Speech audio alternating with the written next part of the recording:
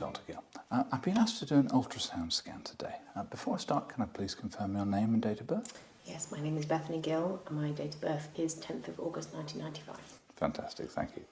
So in terms of today, we're going to be using the ultrasound machine and having a look at the baby inside.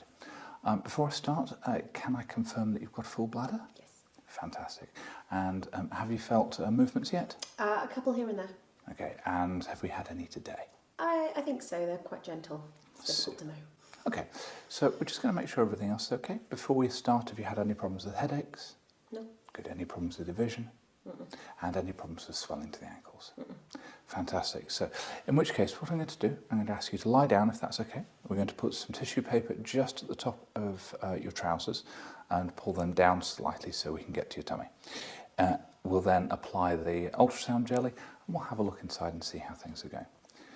Would you like me to organise for a chaperone today? That's all right, my husband's here. I understand, fair enough. So if I could get you to lie back, please.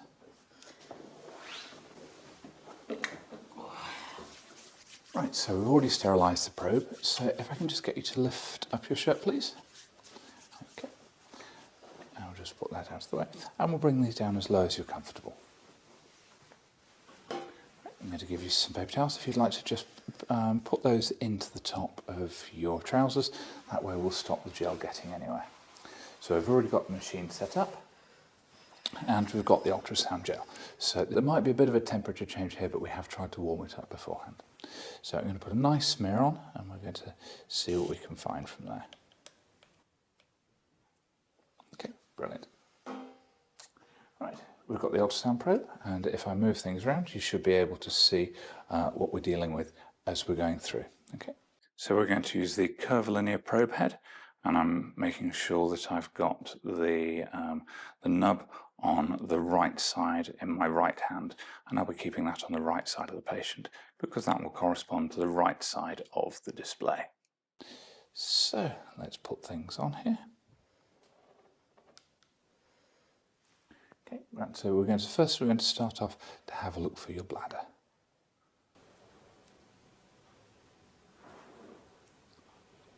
So we're going to start off by going inferiorly, and then we can see the black bar that is the hypoechoic region, which is the full bladder. We'll ask you to provide a urine sample with that in a bit.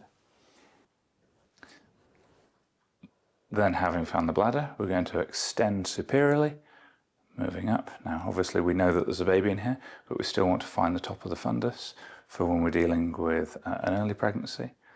And the shadow there is the umbilicus on the mother. And then we can see the top of the fundus there, where everything disappears. And then we bring things down to the side.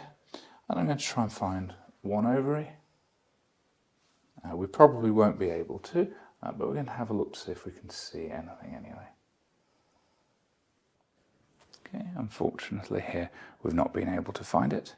I'm going to check the other side, see if we can find an ovary over here. So looking to the right side of the patient, we may have the ovary to the centre of the screen there. We're looking for a hypoechoic region, so we've got that slight darkness over the top and then the brightness underneath. We'd normally expect to find a corpus luteum in a first trimester pregnancy when we scanned the ovary. However, as the pregnancy progresses, that will fade away. Great, so let's move back. And now the bit that you're probably most interested in, let's have a look at the little one. So let's see what we can see.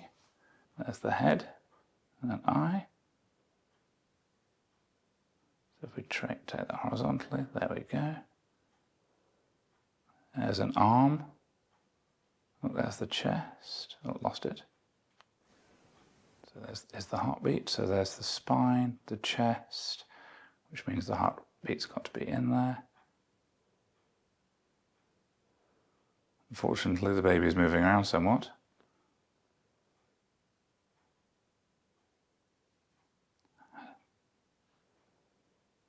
Had it.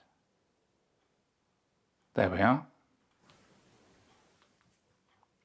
And there we can see the heartbeat flickering away in the middle of the screen. And there's our heart, which is what we're after. So we can see that pumping away nicely.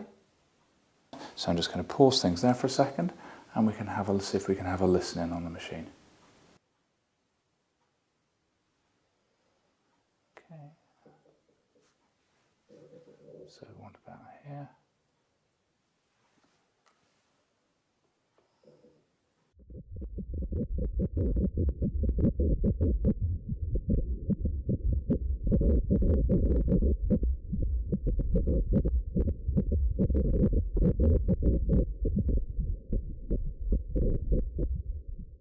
Okay, and let's just pause that.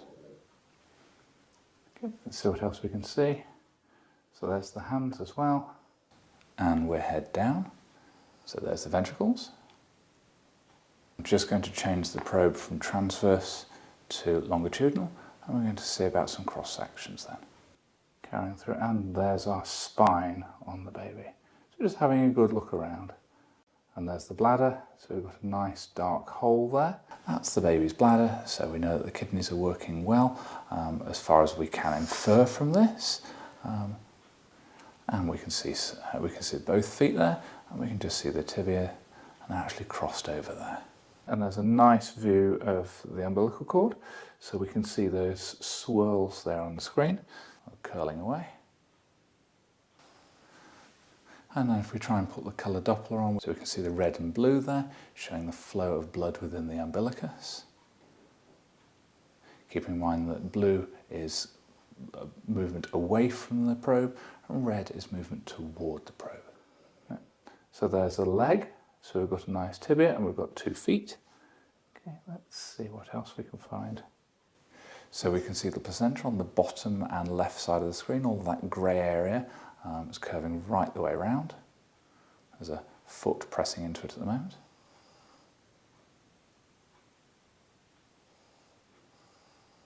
So we'll change the probe from vertical to horizontal, and we can see the abdomen. We can see the aorta beating away as the blood is pumped into it on the middle of the screen. And we're going to pause, and then we're going to get an abdominal measurement here.